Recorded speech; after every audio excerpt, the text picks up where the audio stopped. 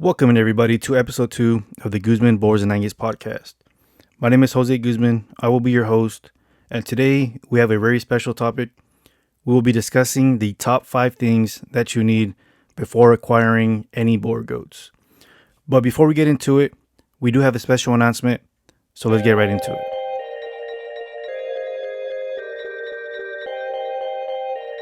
And the special announcement is our availability on our GuzmanBoersandAngus.com website has been updated.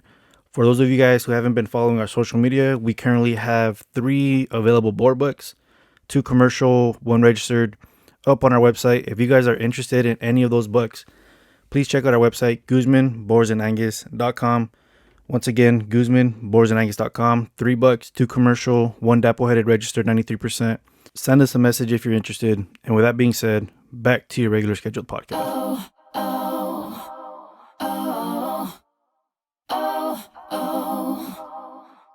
And back to our podcast here. As previously mentioned, we will be discussing the top 5 things that I find necessary in order to successfully raise Boer goats. So these are the top 5 things that if I were to start from scratch once again, these are the 5 things that I would prioritize before acquiring any Boer goats. So we do have 5. In the end, I do have a couple of bonus topics or bonus items that I think are necessary. But let's get right into it. So first up, item number 1, and this is without a doubt my first thing that I would 100% make sure you have before acquiring any Boer goats or any goats in general, and that's going to be fencing. So fencing is by far the most complicated and most difficult thing that I've had to learn since raising these Boer goats. And you may think, oh, fencing, I got regular fencing. When I purchased my acreage, it came wired. I'm good to go. Unfortunately, that's not the case. If you guys have any experience with any of these Boer goats or any goats in general, you guys know that fencing has to be pristine in order to keep your goats not only inside the containment, but to also keep them from getting stuck. I don't know how many times one of my goats, before I had the proper fencing, stuck their head through the fence because the grass is always greener on the other side. You'll come to find out when you have goats. Goats are one of the most mischievous animals that you can have. They can have unlimited food inside their pen, but if they see one bead of grass on the neighbor's side, they will do whatever they can to stick their head through that wire just to reach over and get that one blade of grass. And if you guys have horned goats, you guys know that the horns of the goats are easy to pull in, but as soon as they try to pull it out, they're going to get stuck. Couple of things with that. One, as soon as they put their head in and try to pull out, they're going to wreck your fence. They're going to make a big hole. And 2, if they get stuck, your neighbor has dogs, that goat is going to get mauled. Depending on the type of dogs that your neighbor might have, it depends on the situation. But in my experience, I've had a couple of goats that stuck their head through that fence. They get stuck. They start screaming, riles up the dogs, and the neighbor's dog comes through and, kind of takes a couple bites at them. Like I said, depending on the size of the dog, depends on the type of damage that dog can inflict. But I learned from that experience. That's happened to me one too many times. Some of those times I did end up losing a goat. The other times I can patch up that goat, throw some medication on there, and they're just fine. But when you see how often and how common it is for goats to get their head stuck in the fencing, that's why it is my number 1 item that you must have. So you might be asking yourself, what is the best type of goat fence? So to be honest with you, when I first started raising goats, the fencing that we used was your typical Home Depot fence. We wanted to save money. We went for the least expensive fence we can get. Now that I know a little bit more about fencing, I believe that original fence was more of a garden fence. So it was about 5 feet tall. The holes were probably about 1 inch in diameter, but about 4 inches in length, and it was extremely flimsy. So that fence was the most affordable one that we can find at Home Depot. We wanted to do a quick pen. We used that fencing, and that fencing probably lasted us about, I don't even think it lasted a year, to be honest. So not only did the goats roughhouse it, so if you guys are familiar, goats tend to scratch along fence lines. So when they scratch, if the gauge of the wire isn't strong enough, is the corners of where the little squares connect, they're gonna pop out.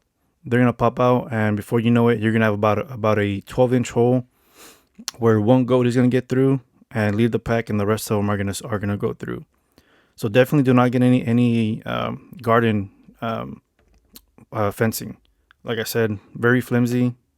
Lasted about a year. 100% one of the worst buys we made. The second time that we bought fencing, we learned our lesson from the garden fencing, and we ended up buying field fencing. So if you guys are familiar with field fencing, I believe is the correct term. The field fencing is about 4.5 feet tall, and at the very bottom, it has small squares, and as you go up towards the top of it, it has big squares. So the bottom square is probably about 3x3, and at the very top is probably about like a 5x5 or a 6x6. So when we saw that, immediately we thought, this is it. This is what we're gonna get, unknowing that the goats will stick their head through anything that their snout can fit through. So at the very bottom, it was perfect. It was about a 3x3. And like I said, it goes from small to big, right around their head size or their head height is when the squares start getting just big enough for them to get their snout in. And as mentioned previously, they will stick their head endlessly until they get it through. And because those holes are big enough for their snout to get in, they'll push through, and the hole is not big enough to let their head come out because they're going to get snatched by those horns. Definitely do not get that fencing no more. If you guys have typical non-goat livestock, perfect for them. Cattle, most I believe sheep are not as bad as goats are. But goats, because they have those horns, they'll stick their head through and they'll get snatched. So definitely do not get the field fencing. When I did my research and actually figured out what's the best type of fencing, lo and behold, I went to Tractor Supply, and they actually have a fence labeled for goats. So the fencing that I made my most recent pen out of is the Red brand square deal goat and sheep wire fence. So if you guys go back, I want to say about a year ago when I made a video of our new pen, that fencing right there is going to be that wire.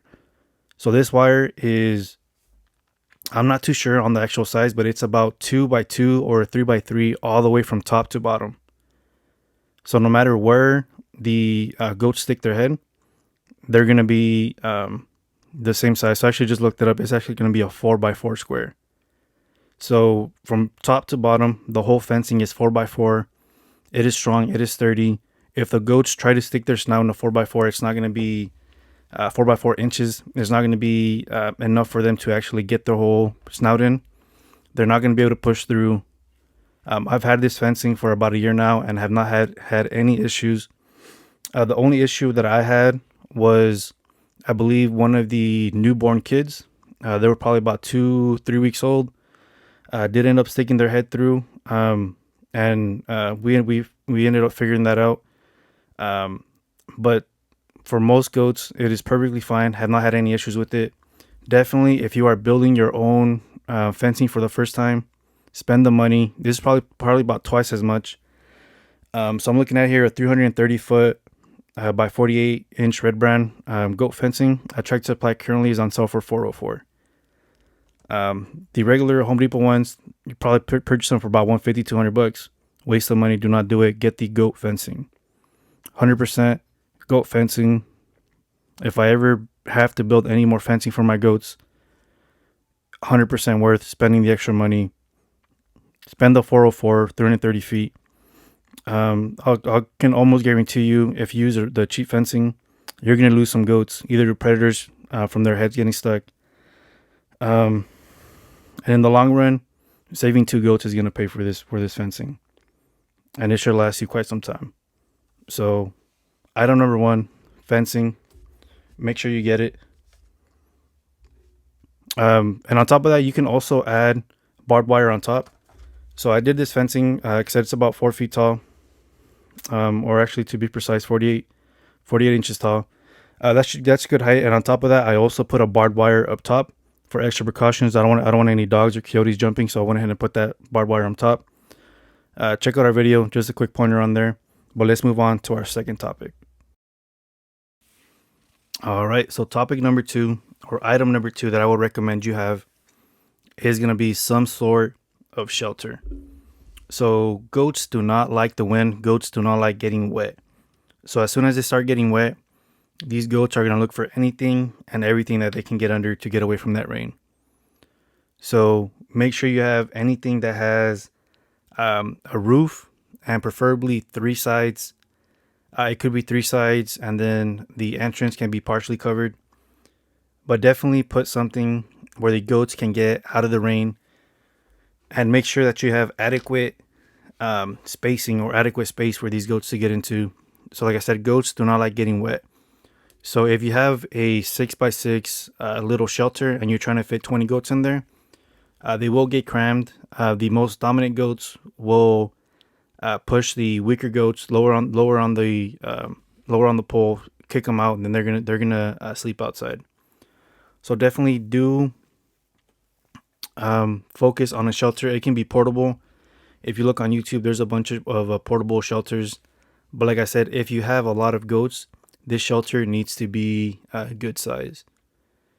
So typically, if you have, let's say, an 8x8, I think you can fit between 8 to 10 goats pretty good there. You can probably put a little bit more depending on the size. Obviously, if you have big goats and little kids, that is definitely going to be a problem. If you have little kids, they need a shelter on their own. So if you are new to goats, these goats, like I said, they don't like going in the rain. They're gonna jam themselves in there, and unfortunately, some of these little kids might get squished if there's not enough space, or if they don't have a small little space that they can get into.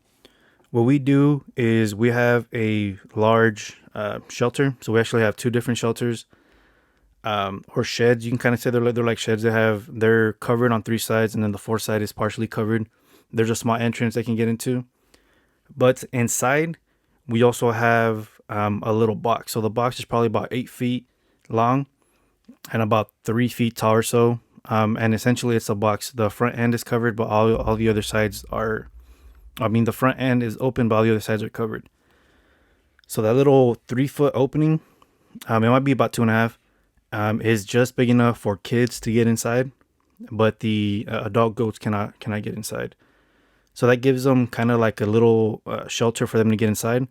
So typically, if you guys have seen how pig farmers do it, pig farmers put a little space for the little piglets to get in, so that the sows or the mama pigs don't squish them. Essentially, you got to do the exact same thing, especially if you're working with large number of goats. So if you have 20 plus goats, actually, if you even have 10 plus goats, that's enough for one of them to get squished. So make sure you have a little shelter for the kids to get inside. On top of that, make sure that wherever you choose to put your shed, your shelter, make sure it's elevated. You want your shelter to be elevated for those stormy days when you get several inches of rain. You don't want the shelter area. You don't want your goats to sleep in mud. Essentially, is what I'm trying to say. You want that shelter elevated in a spot where the rain is going to run off, and or you can put gutters on there and run the rain or divert the rain yourself. Last thing you want is your goat to get sick because they're having to sleep in the mud. If they sleep in mud 1-2 days, that's fine. But during the wintertime, when you have weeks on end where it's going to be consistently muddy, that's going to be an issue. Not only will they get sick from just being wet, but you also have a bunch of bad things within that mud. Obviously, they defecate where they spend most of their time. And like I said, goats don't like being in the rain. They're gonna go in that shelter multiple hours during the day if it's consistently raining. They're gonna defecate where they sleep, and that becomes an issue if you have a permanent shelter. If you have a portable shelter, go ahead and move that around. But if you have a permanent shelter and they're going to be sleeping in there, you will have to constantly be cleaning out that the shelter. And if it's muddy, it's going to be a lot harder to do. If you keep it elevated, keep it dry, scooping out any fecal matter will be a lot easier. So that's topic number 2. That's point. All right. So the third item or topic that I think you need to consider before acquiring any goats is going to be some sort of sorting pen. So you might be thinking, what the heck is a sorting pen? Why do I need a sorting pen? Well, let me explain a couple of things for you, or explain a couple of scenarios for you. So when I talked about fencing, essentially that was going to be border your fencing around your pasture, if you guys have any pasture. So typically our setup is we do have a small pen is a multi-purpose pen. So that little pen is going to be where we separate our does when they're about to kid. So essentially it's like our little kidding pen. I don't know the exact dimensions. It's probably maybe 30 feet wide by about 20 feet. So 30 by 20. It has its own little shed and its own little shelter. So this little pen is where we separate, like I said, our does before they kid so we can monitor.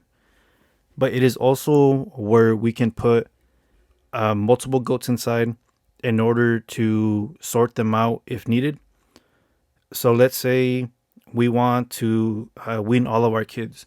We'll put all of our goats in that little pen, and one by one, someone will be at the door. Someone will be kind of rallying them up or getting them to go.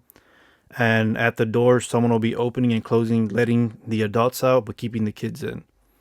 One by one. It's not the easiest way, but it's the most affordable way that we have figured out to separate our kids or separate anything that we might need. If there's a sick goat, we can put it in that pen, signal it out, rope it. It's a lot easier to do it in a smaller pen than it is to do it in a large pasture.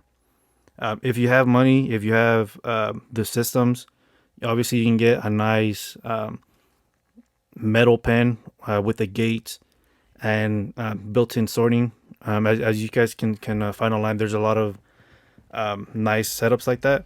But when I looked into it, they are extremely expensive. And unfortunately, we are not at that level yet. So for me, having a sorting pen is essential. If you have a sick goat, if you need to trim hooves and you need to get your hands on a goat, it's a lot easier to take them from a large, essentially a large pasture, put them inside a smaller pen, a lot easier for you to grab them and do whatever work you need to be. Like I said, it's multi-purpose. We use it for a lot of different things. If you guys need ear tag goats, it's a lot easier to put it in there. Like I said, also just depends on the type of goats that you have, if they're friendly or if they're wild. Most of our goats are fairly tame. If you guys saw our last video, you guys saw that I pulled some DNA from our main buck Mooney. I did it out on pasture. I didn't need to separate them, put them in a small pen or anything like that. But that secondary pen or that sorting pen is essential in our case for any type of those instances. So like I said, not only for weaning, sorting, getting your hands on specific goats, but also as a secondary pen like we use for our goats that are about to kid. We can separate them. We don't want them to get hit by any of the other goats. Put them in there. They have their own, essentially it's a whole little setup. They have their own food, their own feeder, their own water, and their own little shelter. So not something that you guys need right from the jump, but at some point within your first year of getting these goats, I highly recommend getting a separate little pen for that main purpose, either to separate. You can even use it to separate your buck. So we have a separate little section too where we separate our buck for a couple months out of the year when we don't want him breeding or hurting any of our does. So number 1, fencing. Number 2, get yourself a good shelter. And number 3, a smaller sorting pen. Those are the top 3 so far. Let's go ahead and jump into number 4. But before we move on to the rest of this list, I do want to take this time and introduce our sponsor.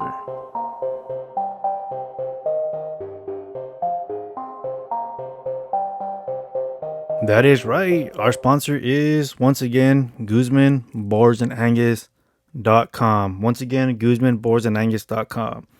If you guys are interested in any goats, please check out Guzman Boers and Angus.com. Check out the availability. Not only can you check out the availability, you can also check out our breeding herd, see what type of genetics we have, see actual pictures of our breeding does, breeding bucks.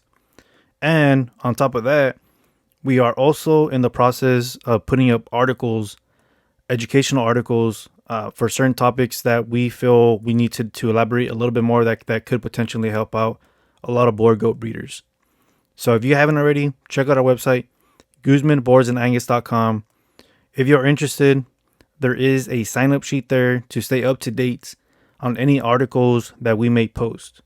The last article that we posted was an update on our availability. So if you guys are interested in any of our goats, I want to be the first to know. Hit that button, sign up for our updates, and you'll be the first to know next time we have any goats available. Appreciate it. And we are back. Thank you to our sponsor, GuzmanBoersandAngus.com. It is because of sponsors like them that we are able to do what we do and continue making the Guzman Boers and Angus podcast. All right, so let's get right back into our list with number 4. And this fourth topic or fourth item that I think that you need to consider before getting Boer goats should go without saying, but it is something that I kind of learned the hard way a little bit. And that is getting quality livestock. That should go without saying, but let me tell you the mistakes that I have seen being made and that I have made in the past. So first things first, I know it's easy to go to your local auction and pick up some goats that are going to be fairly inexpensive. Well, let me tell you what. I have made some purchases. When I first started about 10 years ago, I made some purchases at the local livestock auction.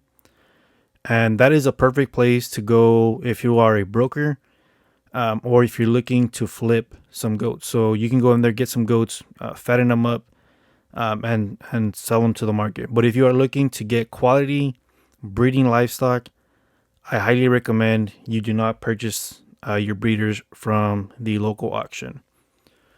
So I'll give you 2 examples that I had personally from the auctions. First one was we purchased a doe. She was a little on the older side, maybe about 5-6 years old. Obviously, when you go to the auction, you don't know none of that information. All you know is the animal that you see up front. You don't know the date of birth. You don't know what percentage she is, if she's full Boer, what she's mixed with. You don't know none of that information. So I went ahead, I purchased her. I believe I had her for about maybe 3 months. This was about 10 years ago. So purchased her for about 3 months, and she just kept declining, did not turn around, kept declining. Eventually I ended up just selling her because she I don't know if it was just her age, she was just too old.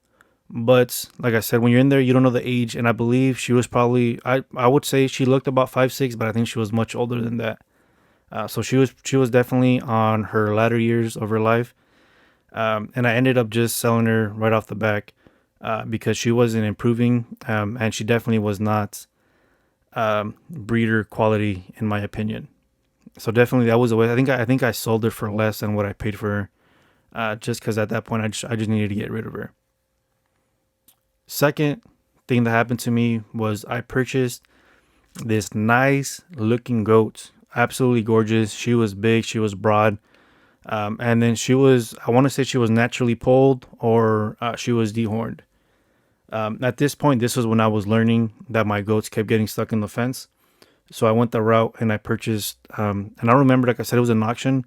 So I don't know if she was polled or dehorned, but I wanted to try goats that did not have horns so they wouldn't get stuck in my fence. So I ended up purchasing this female goat. She was big. She wasn't as old as the other one. She was probably a little bit younger. If I had to guess, she was probably about 3, maybe 4. So I ended up having this goat for about 2 to 3 years, and not once did she get bred. I had her for 2 or 3 years.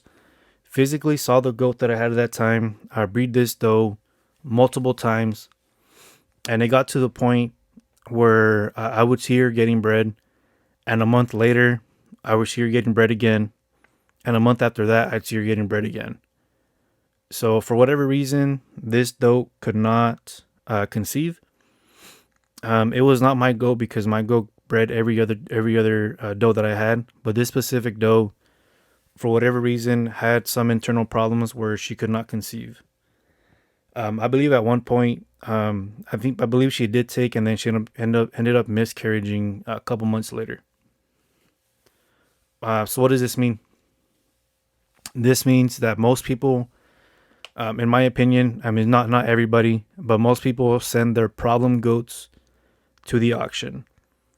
So whoever previously owned this goat probably went through the same trials that I did. Tried breeding the doe. The doe would never take, and ended up just sending it to the auction. And unfortunately, I was the person that ended up purchasing her, and found out the hard way that she could not conceive. So that goes without saying. Be wary when you purchase at auctions. More often than not, that goat was someone else's problem in the past, and they dropped her off at the auction to get rid of it. And obviously, when people purchase at the auction, you buy at your own risk. Typically, most of those goats are going to be for production, or for meat, for processing, I should say. Most of those goats are going to be for processing. If you want to start your breeder herd, definitely do not recommend purchasing anything from the auctions. So where can you get quality livestock?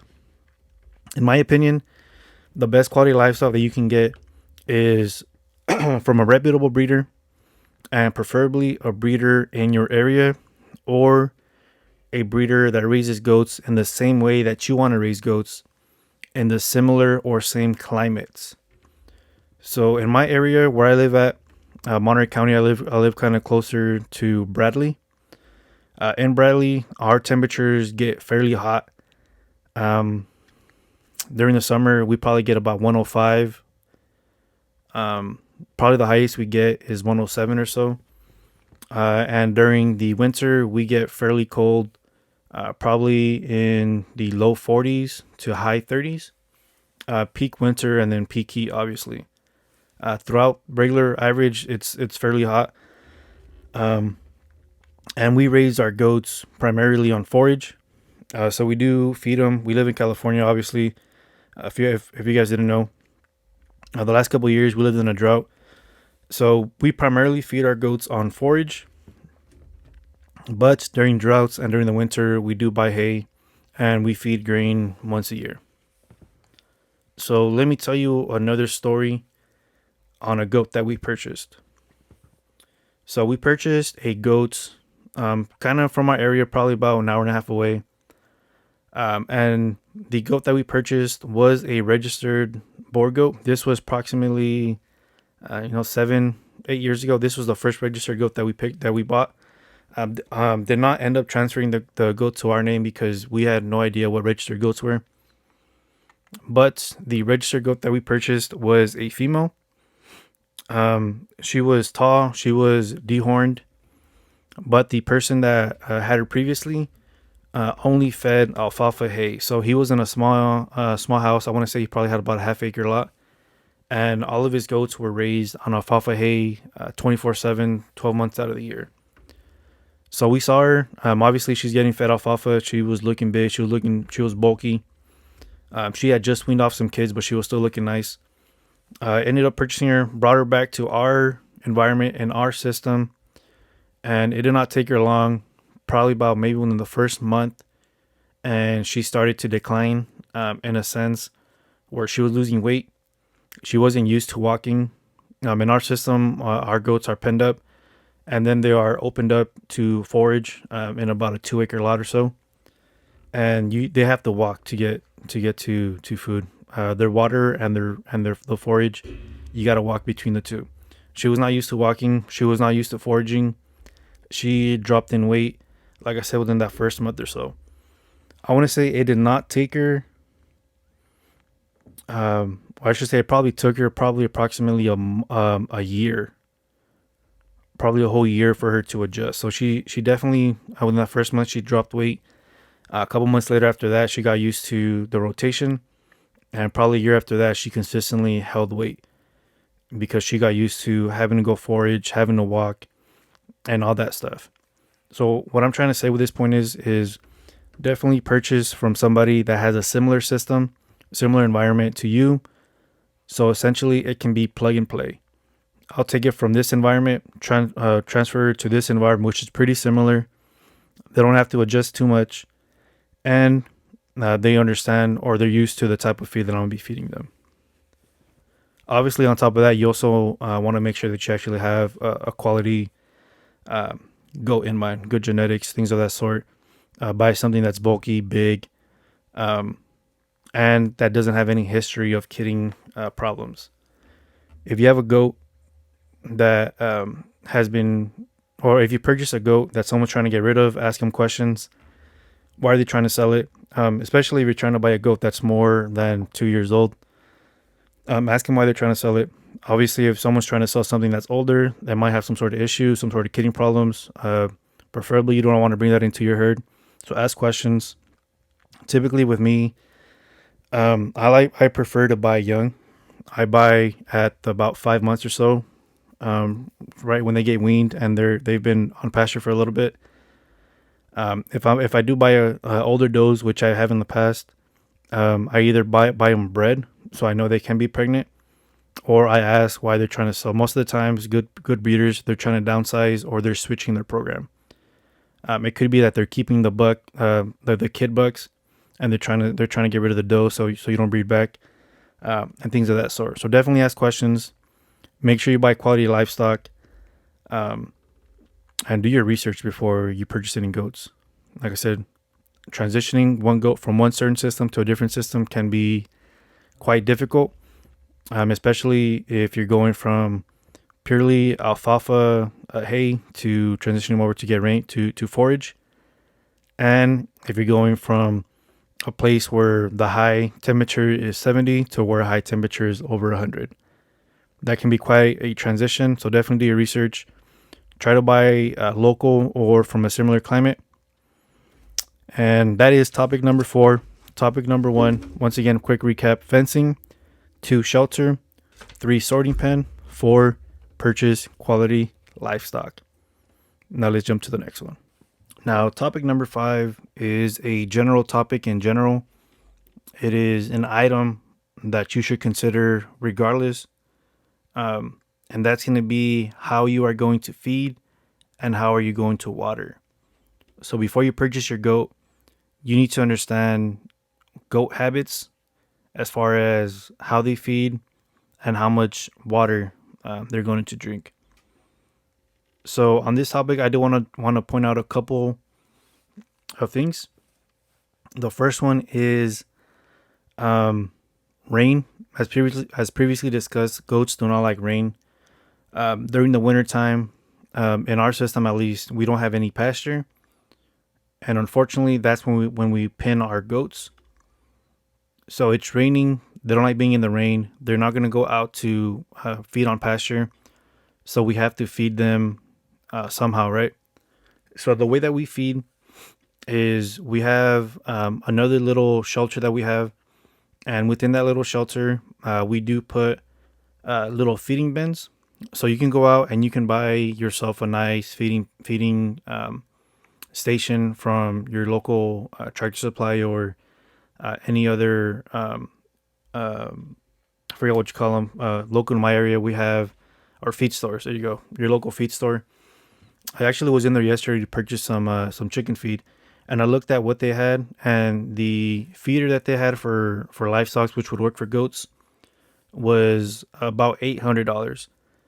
So if you're gonna feed, and I should say that this feeder probably would feed about 8 to 10 goats. So if you're gonna feed 8 to 10 goats for $800, that in my mind is not sustainable, especially if you're gonna need to buy two of those to feed a bunch of goats. So what we do, or our system is, um, we have barrels that we're kind of that are cut in half to do an opening, and we have multiple barrels.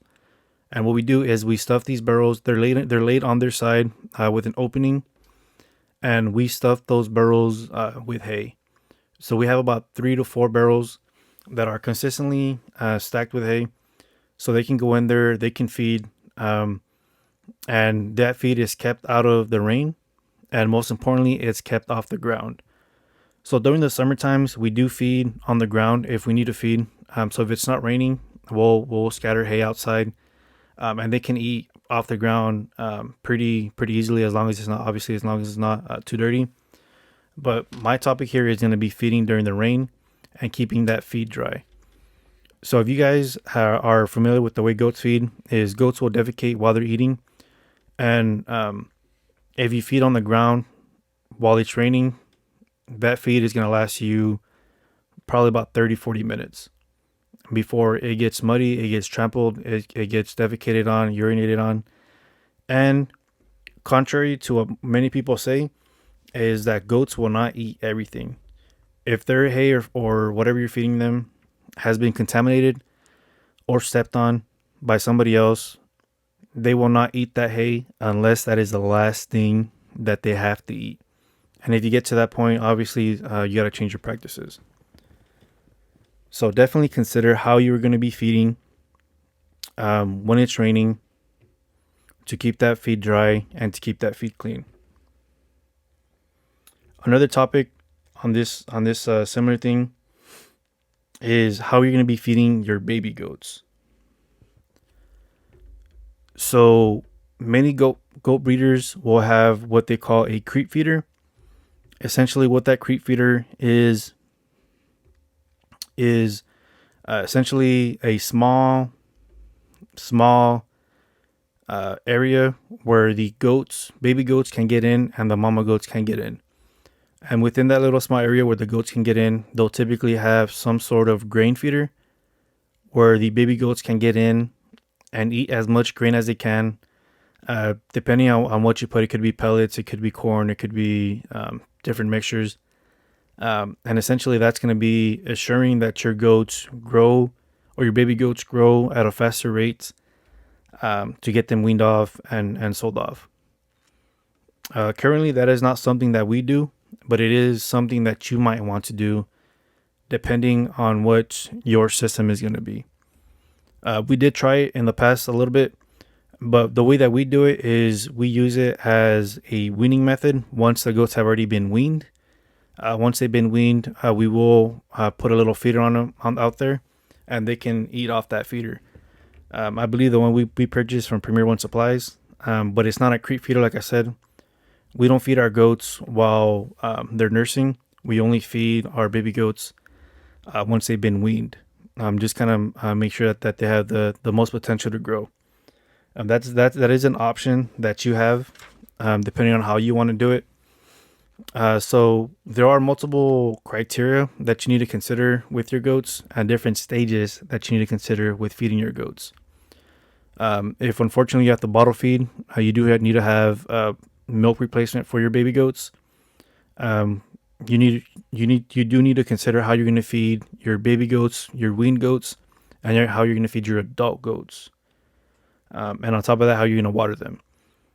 So the waters that we use the either 50 gallon or 75 gallon Rubbermaid totes from Tractor Supply. I find that is the best size to use as a waterer.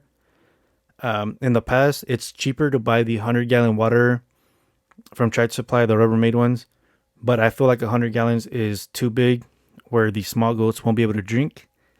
And if for whatever reason one of the baby goats jumped inside, I don't think it's going to be able to make its way out. So that being the case, we stick to 50 gallons and 75-gallon water troughs. Those or stock tanks. Those stock tanks are cleaned out maybe once to twice a month, depending on the time of year. During the summer is when you get a little bit more algae. During the winter, they stay a little bit more clean. They don't drink as much water, obviously, during the winter either. So definitely keep in mind how you're going to be watering your goats. If you don't have access to water, how are you going to be transferring the water up to whatever you need to get that water to? So this is a topic just in general. Keep in mind how you're going to water your goats, how you're going to feed your goats throughout all parts of the year: spring, summer, winter, when it's raining, when it's not. So just a general topic in general.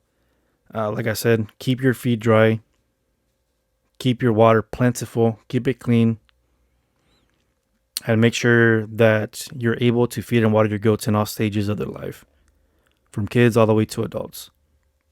And that is topic number 5. All right, so those were the top 5 things that I think that you need to consider, or anyone should consider, before acquiring any Boer goats.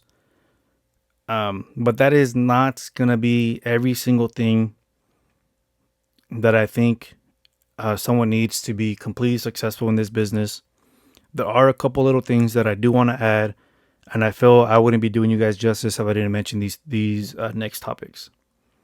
So those 5 are definitely going to be hard in stone. Get those done. Get them understood before you purchase any goats. I do have these additional 3 that you need to keep in the back of your head, keep them back in your mind for when the time comes and you will need to, or when you will fall into these situations. So we are in the bonus round here.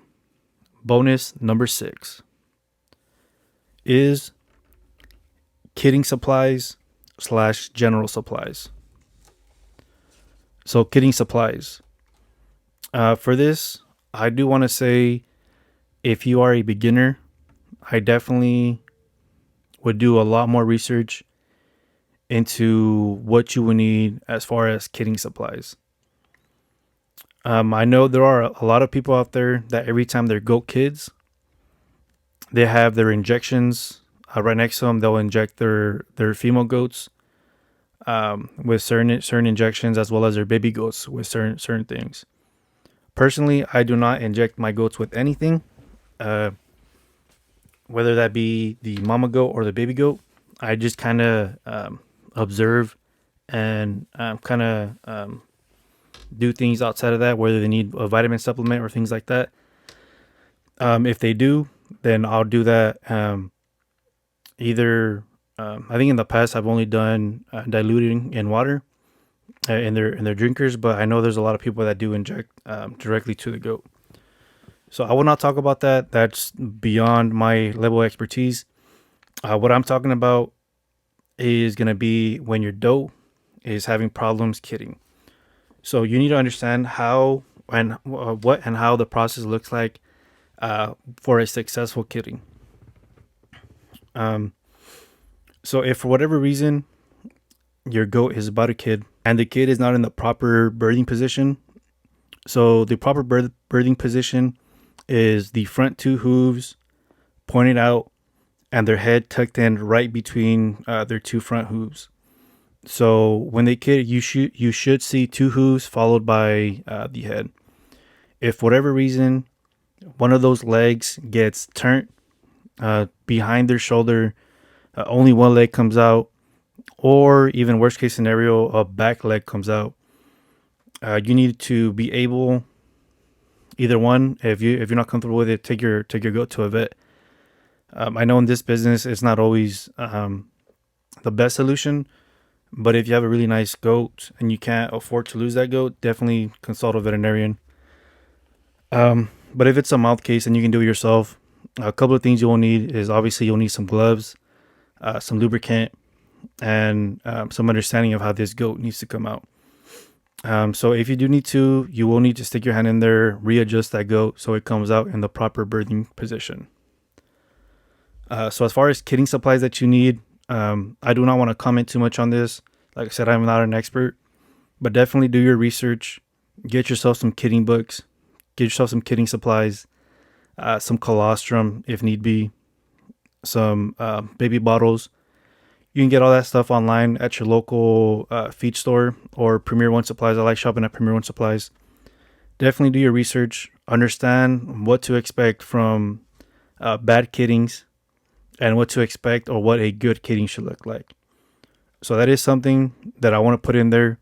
Definitely do your research, especially if obviously you're going to be breeding does or breeding goats in general. So go ahead, do your research on that. Make sure that you're prepared for worst case scenarios. In my case, I've done this for 10 years. I've had, knock on wood, the last couple kiddings have been perfectly fine. No issues.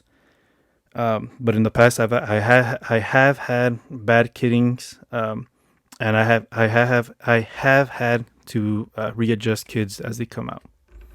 So keep that in mind as bonus topic discussion number 6. Let's move on to the next one. All right. So bonus topic item slash thing that you need to consider. Number 7 is going to be what I truly think that is something that you should consider. And that's going to be a remote camera monitoring system. So in my experience, you can't always be at your farm or your place to keep an eye on your goats. So I've had a couple issues. Like I said, the neighbor's dog comes through, coyote comes through. You're out here wondering what the heck happened.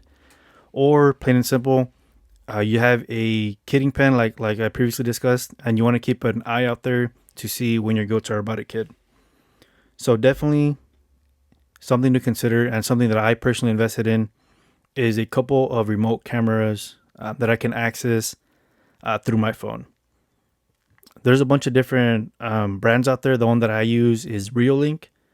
So Reolink has a couple of options. You can either buy the ones that are Wi-Fi compatible or the ones that are 4G compatible. The ones I have that are further away from my house are 4G. The ones that are closer are Wi-Fi. So the ones that are 4G, you will need a plan for those. I think it's the one that I use. I pay about $10 a month to run that camera, and for me, it's absolutely worth it.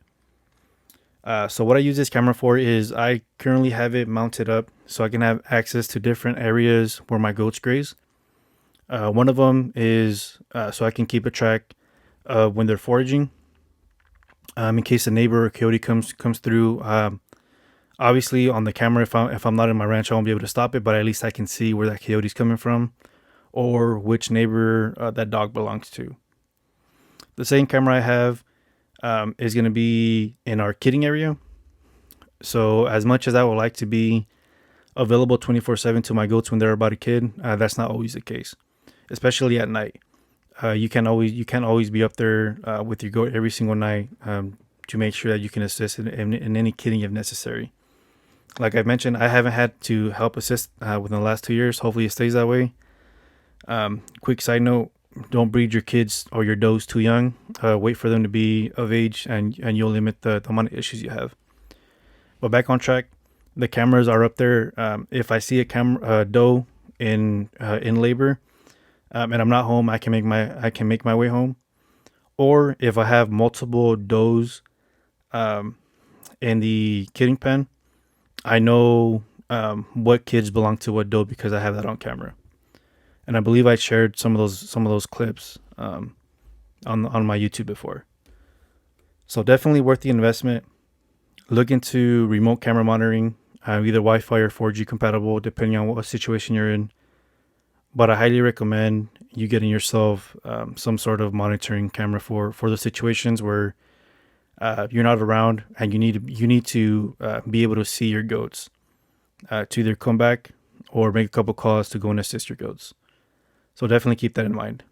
As bonus, number 7, remote camera monitoring. Number 6, kidding supplies, general supplies. Number 7, remote camera monitoring. Now let's get into number 8. Now number 8 is the final and last topic / item / thing you need to consider before getting Boer goats. And number 8 is going to be how you are planning to protect your goats. So the last topic was remote camera. So you can see if there's any dogs, any of your neighbor's dog comes through, or if a coyote comes through. But if you're not home, you're not going to be able to do anything about it. So number 8 is going to be how you're going to protect your goats. So there's a couple of things that you can choose. I won't cover all of them, but I'll cover a couple of them that I've heard of and some that I've used before.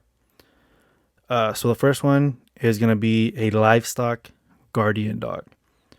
So for those of you guys who aren't familiar with what a livestock guardian dog is, there's certain breeds that are bred specifically to stay out on pasture. I wouldn't consider these dogs pets. They are meant to be bonded to your goats or whatever livestock you have, and not meant to be bonded to you. So you don't want the goats, or I mean, you don't want the dog to be coming home with you, following you around. Obviously, a dog's a dog, so they probably will, but you don't want that dog to be coming home and sleeping outside your porch or your back door, your front door. You want that dog to be out on pasture, out with the goats. So in case the neighbor's dog does come or a coyote does come, not only will they be able to alert you or alert anyone that might be in the area, but they can also go after and defend your goats by physically attacking whatever other animal, whether that's a dog or coyote is. So you can go online, you can see a bunch of videos of these dogs actually fighting coyotes and winning. So definitely it is something to consider. Livestock guardian dogs. I personally have never owned one. It is something I will be looking into in the future. But as of right now, I do not have one, but I highly recommend you look into it and see if that's the best case for you. Now the next option and what I use is a pet dog. So a pet dog isn't going to be like a livestock guardian dog. Like I said, a pet dog will come home. They'll sleep outside your house, inside, whatever you need it. Preferably outside it for this purpose. But what I run or what I use are pet German Shepherds. So my German Shepherds are very loyal. They know what to do, what not to do. If you tell them that a goat is a friend and not food, they will understand that fairly quickly. They're very smart. In the past, I have lost some goats to my personal dogs. That is in the past. It was about 10 years ago. Since then, I have not lost any goats to my personal dogs. But like I said, choose your breed wisely. If you have Chihuahuas are very loud. Obviously, they're not going to defend anything, but they'll definitely alert you. My German Shepherd understands how to protect not only myself and my family, but also the goats around us.